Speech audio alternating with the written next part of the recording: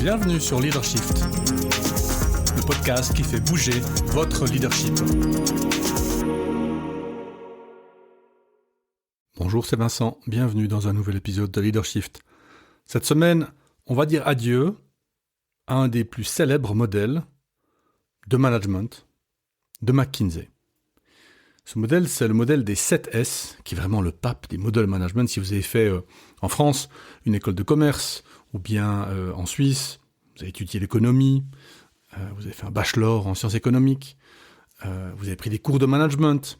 Alors, pour les plus vieux d'entre nous, les années 2000, peut-être 90 ou 2010 même, vous avez forcément entendu parler du modèle 7S, pas confondre avec le modèle 5S, qui est un modèle plutôt appliqué en production.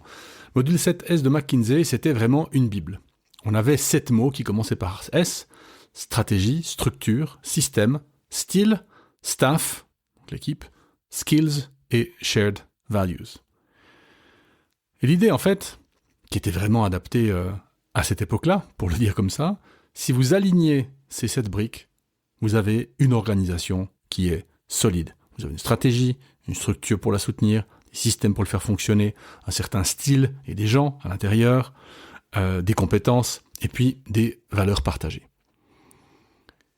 Le problème, c'est justement le mot solide. Je vous ai dit, votre organisation était solide si vous faites ça, mais aujourd'hui, solide, ça veut quand même souvent dire rigide. Et donc le modèle 7S, conçu pour une époque où l'objectif était la stabilité et la répétition, est plus adapté aujourd'hui. Et donc, McKinsey, il fait un espèce de mea culpa. Alors c'est un mea culpa, mais c'est une entreprise apprenante. Ils se sont dit, il faut qu'on remette au goût du jour le modèle 7S. Donc en substance, ils disent, oubliez 7S, le monde va beaucoup trop vite pour nos organigrammes matriciels. Donc, dans cet épisode, on va un peu décortiquer ce nouveau modèle qui s'appelle Organize to Value. On va voir pourquoi il faut passer de ces 7 briques un peu statiques à ces 12 éléments qui sont un peu plus dynamiques. Et puis surtout, comment une entreprise réelle a opéré cette transformation et potentiellement, comment vous pouvez vous inspirer de ces idées-là pour faire la vôtre. Alors, je ne vais pas vous donner les 12 dans la suite. Le tableau avec chaque élément, une définition, puis un lien avec qu'est-ce que ça amène en termes de performance est présent dans les notes du podcast sur le site internet. Donc, vous pouvez aller sur www.coapta.ch, taper le nom de l'épisode et vous trouverez le tableau. Je vous les donne brièvement les 12. Vous allez reconnaître des usual suspects, des gens qu'on a l'habitude de croiser ici dans Leadershift. Première raison d'être, purpose, ou finalité. Donc, très intéressant de retrouver cet élément-là, duquel on a beaucoup parlé ici dans Leadershift. Agenda de valeur. Alors, ça mériterait une petite explication. Structure. Celui-là, il reste quand même. On a besoin d'une petite structure. Mais on ajoute écosystème. Donc là, on voit une entreprise qui se... Comment il faut que j'appelle ça ? C'est un peu comme des dendrites. Vous voyez, ces racines qui partent. On n'a pas que les grosses racines de l'arbre, on a aussi toutes ces petites racines qui circulent dans un écosystème de sous-traitants, de fournisseurs, etc. Leadership, oui, ça c'est une des briques, un des éléments qui ne va pas changer. Apparition de la gouvernance, très important. C'est devenu un gros sujet pour Coapta ces derniers temps. Processus, ça reste, mais on ajoute technologie aussi, le numérique, le data, l'IA.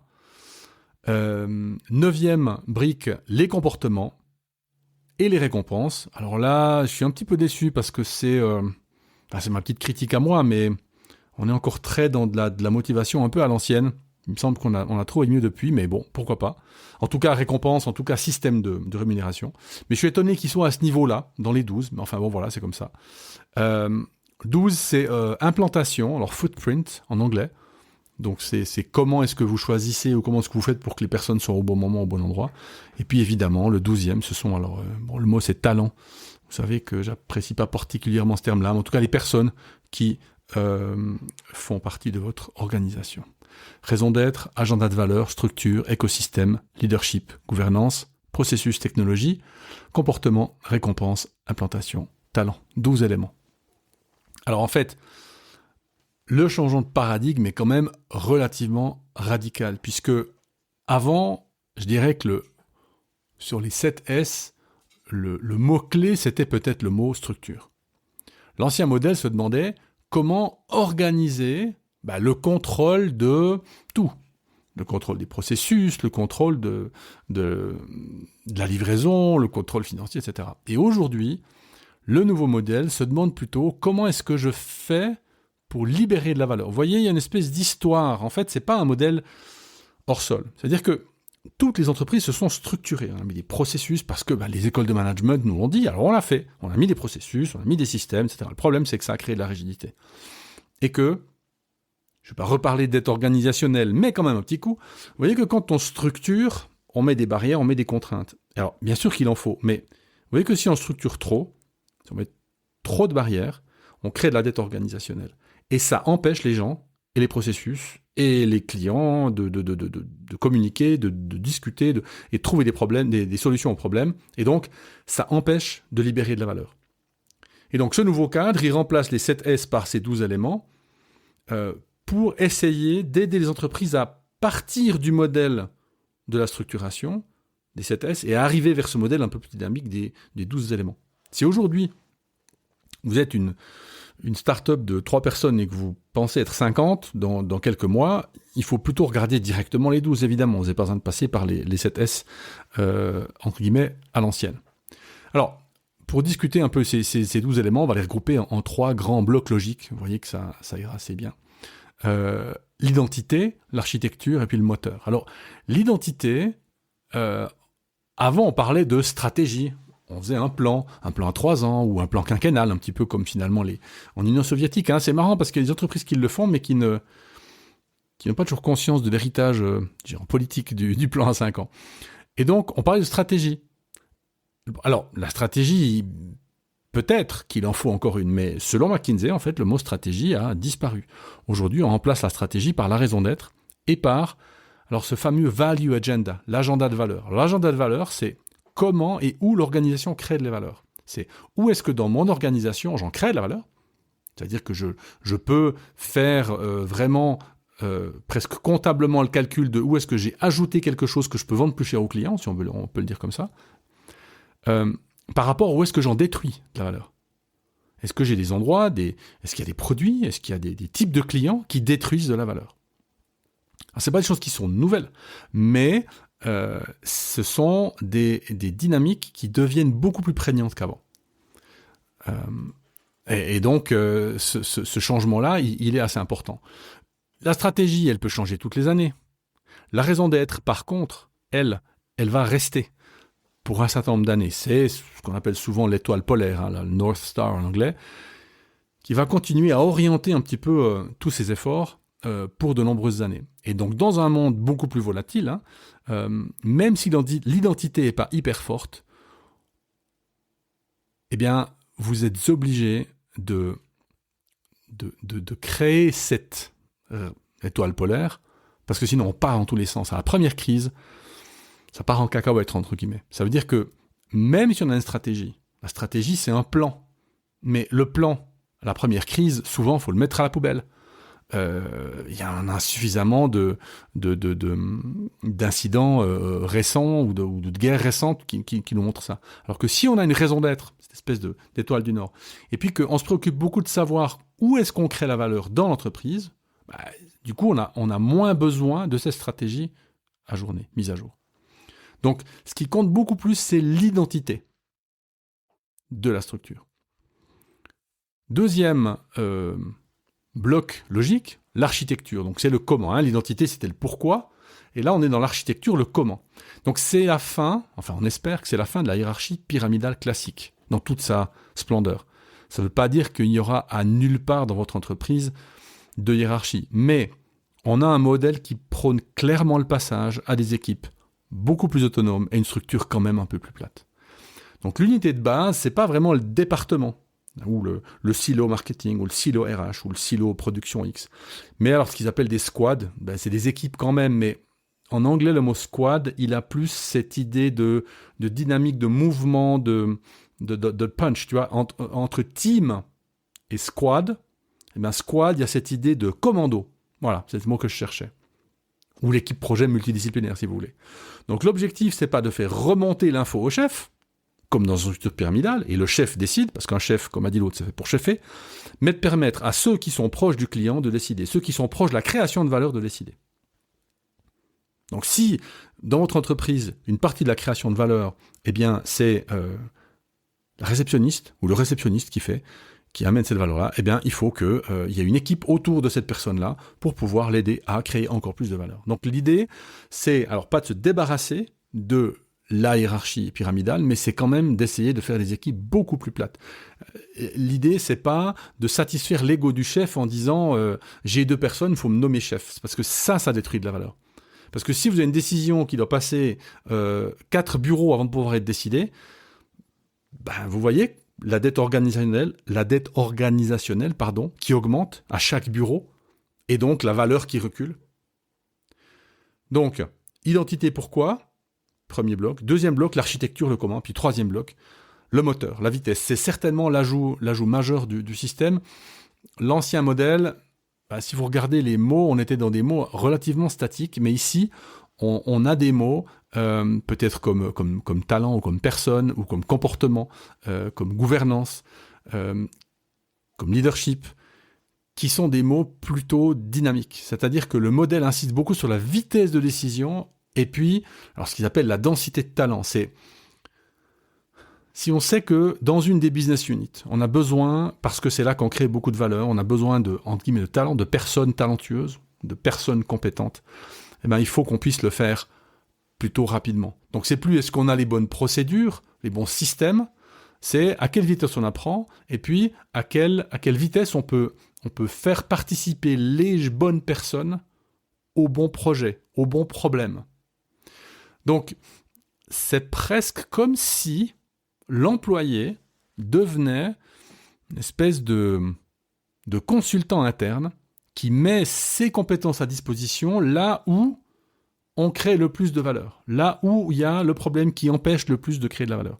Donc, il y a un petit changement de paradigme quand même là-dessous. Donc, identité, premier bloc, deuxième bloc, architecture, troisième bloc, le moteur, la vitesse. Alors, dans l'article que je vous mettrai en source, dans les notes du podcast, il y a une étude de cas avec une entreprise du service financier, je crois. Alors, qui est pourtant un domaine très régulé, un domaine relativement lourd, bien, en fait, ils ont réussi à passer ce pivot du système 7S au système 12 éléments. Alors, évidemment, avec l'aide de McKinsey, parce que sinon, c'est pas drôle. Alors, ils n'ont pas tout cassé du jour au lendemain. Ils ont suivi ces étapes, ça a pris un certain temps, et donc les étapes sont les suivantes. La première chose, c'est d'effectivement définir l'étoile polaire. Donc ils n'ont pas demandé, tiens, comment est-ce qu'on fait pour réduire les coûts, ou la tête de qui il faut couper, mais ils se sont demandé, qu'est-ce qui fait que nous, on apporte cette valeur-là que personne d'autre ne peut offrir ? C'est ça, en fait, là, cette valeur unique, qu'on appelait avant la Unique Selling Proposition, hein, qu'on peut aussi appeler la raison d'être, même si la raison d'être a une portée un peu plus large, un peu plus grande que simplement une USP, en fait, ils ont aligné le COMEX sur cette North Star avec une vision relativement simple, centrée sur le client, c'est ce qu'ils ont fait, et pas sur le produit. Pour eux, c'était un peu une révolution. Ils sont passés d'une création de valeur orientée client, d'une création de valeur orientée produit à une création de valeur orientée client. Donc, en gros, ils ont dit, si ça n'apporte pas de valeur au client, on arrête, même si on a toujours fait comme ça. Donc, cette première chose, c'est de définir cette étoile polaire et puis de rassembler et peut-être d'éliminer certains types de services, certains types de processus qui n'apportent pas ou peu de valeur. Deuxième étape, alors simplifier la structure. Alors là, oui, effectivement, le management intermédiaire en a pris pour son grade. Ils ont supprimé les couches de management. Pas tellement pour faire les économies. Ça ne veut pas dire qu'il y a des gens qui ont perdu leur job. Ça veut surtout dire qu'ils ont essayé de réduire la distance entre la décision et l'action. Donc ils ont créé plutôt des équipes dédiées à des parcours clients spécifiques, puisqu'ils sont passés de produit à client, avec un mandat clair, une autonomie réelle. Alors peut-être que localement, dans ces petites équipes, ils sont passés à quelque chose qui ressemble un peu à de l'holacratie ou à de la structure plate.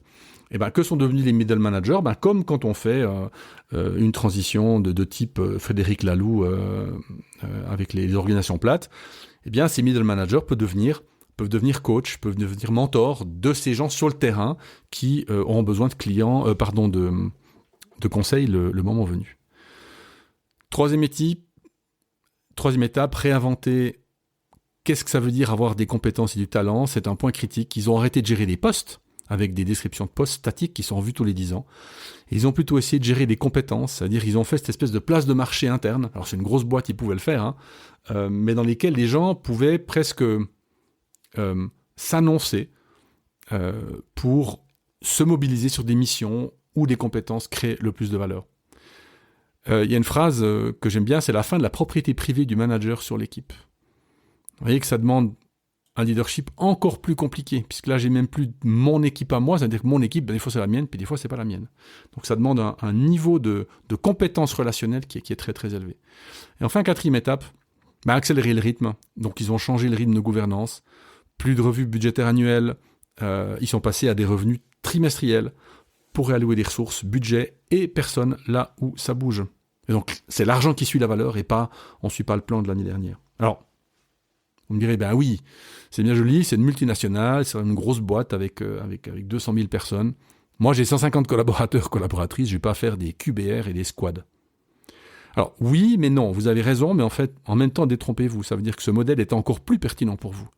Vous n'avez pas besoin de l'usine à gaz, mais vous avez besoin de la philosophie. Alors, qu'est-ce que ça veut dire ? 3 questions à vous poser pour que vous puissiez commencer à réfléchir, à adopter ce modèle. Première chose sur la structure. Regardez l'organigramme. Et puis, est-ce qu'il est vraiment dessiné pour créer de la valeur, pour aller vite, pour faire quelque chose qui fonctionne bien ? Ou bien est-ce qu'il satisfait les égos de telle ou telle personne ? J'ai besoin de 1 de moins 1, j'ai besoin d'une équipe, etc. Est-ce que n'importe quel problème de client peut être résolu en moins 2 ? Alors, en fonction de votre entreprise, c'est 24 heures, c'est une semaine, c'est 1 mois. Mais est-ce que ça, par exemple, si vous êtes, entre guillemets, orienté client, est-ce que l'organigramme représente cette problématique ? C'est ce que je disais avant, c'est une information doit traverser 3 bureaux avant d'être validée pour le client. Votre structure est en train de détruire de la valeur. Ça, c'est sur la structure. Sur les réunions, donc le rythme, puisque les réunions rythment le travail. Les réunions de direction, est-ce qu'elles font du reporting ? Ça veut dire, est-ce que chacun vient raconter ce qui se passe ? On regarde le passé. Ou bien, est-ce que les réunions de direction servent à lever les blocages, à préparer le futur ? Le nouveau modèle exige que le leadership soit un service de support pour les équipes et pas un bureau de contrôle. Alors ça, c'est un gros shift culturel. Et puis enfin, troisième question à vous poser sur les personnes. Ce sont qui les 5 personnes qui créent le plus de valeur dans l'entreprise ? Posez-vous la question. Oui, même pour une boîte de 500 ou de 1000 ou 2000 ou 3000 personnes. Ou les 5 ou les 15, c'est vous qui choisissez les chiffres, mais est-ce que vous savez qui elles sont ? Alors, ce n'est pas les plus gradées, pas forcément, mais les plus impactantes, celles qui créent le plus de valeur. Et puis, ces personnes-là, est-ce qu'elles passent leur temps sur les plus gros problèmes ou bien est-ce qu'elles sont coincées dans de l'admin, dans de la gestion de KPI ou de reporting ? Donc vous voyez qu'avec ces 3 questions, on peut déjà faire un peu d'avance. Et d'ailleurs, on peut en discuter si vous êtes intéressé. Donc, oubliez les 7 S, c'est un modèle qui a fait son temps, qui a été utile. Cherchez pas la stabilité, par contre, cherchez le flux, cherchez le dynamisme, cherchez le changement, presque on pourrait dire. Votre entreprise, c'est pas un bâtiment en pierre, c'est plutôt comme un organisme vivant. Et ça, vous le savez, on en a souvent parlé dans Leadership, l'entreprise organique plutôt que l'entreprise mécanique. Donc, traitez-la comme une entreprise organique. À la semaine prochaine. Ciao.